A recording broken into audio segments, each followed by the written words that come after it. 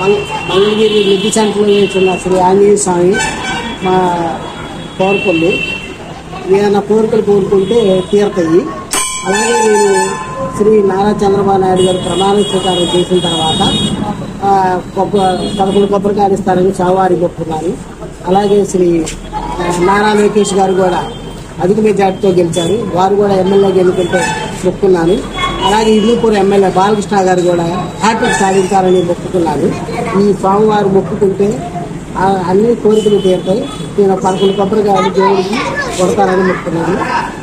Raghunandana రఘురఘునందన రఘువర సేవన Raghupathi ఛాయన శతయోజన శతశతయోజన శరధియోజన శరపరిలంఘన హరిభాజన హరిహరిభాజన హరిమద భాజన దశముఖ కంపణ